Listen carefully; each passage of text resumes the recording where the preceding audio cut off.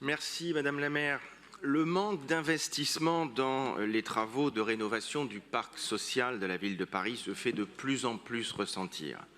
Ainsi, sur l'année 2021, vous n'avez pas atteint les objectifs de 5000 logements sociaux rénovés par an. Déjà, en 2020, vous remplissiez tout juste vos objectifs et vous l'aviez alors justifié par la crise Covid. Chaque année, vous trouvez de nouvelles excuses. J'imagine que lorsque l'année en cours, vous n'atteindrez pas vos objectifs, vous vous cacherez derrière la crise actuelle. Certes, l'actualité n'aide pas, je le reconnais, mais cessez de trouver des excuses ou alors cessez vos effets d'annonce et coups de communication en annonçant des objectifs que vous pourrez atteindre. Et vous ne pouvez pas vous cacher systématiquement derrière le désengagement de l'État, car il verse l'équivalent du tiers de votre propre subvention à la rénovation thermique, ce qui n'est pas rien. La responsabilité de la non-réhabilitation vous revient. En effet, si la rénovation d'un logement coûte 60 000 €, c'est plus de 20 000 logements que les bailleurs auraient pu rénover si vous ne leur aviez pas prélevé les 1,2 milliard d'euros entre 2016 et 2021 via la pratique des loyers capitalisés pour servir votre politique de transformation de logements libres en logements sociaux. Votre bilan, c'est 13 ans d'action pour rénover seulement 9,8% des logements sociaux. La ville s'est endettée pour préempter et il ne reste que des miettes pour le plan climat. 150 millions pour préempter, 50 pour réhabiliter.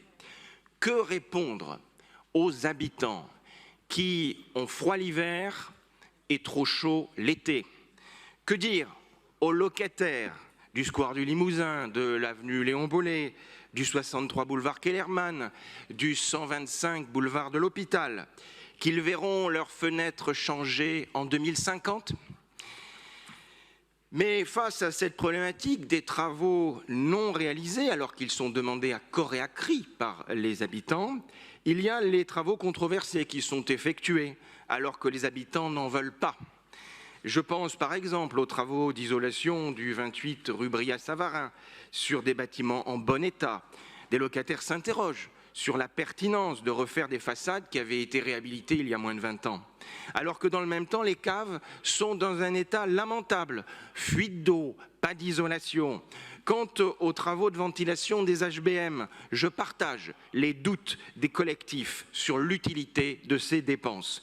Votre politique est donc intégralement à revoir. Votre priorité n'est pas de rénover le parc social et d'aider les bailleurs sociaux à investir massivement dans la rénovation thermique. Je ne peux pas me résoudre à cette politique qui aboutit en quelque sorte à loger plus, mais à loger mal.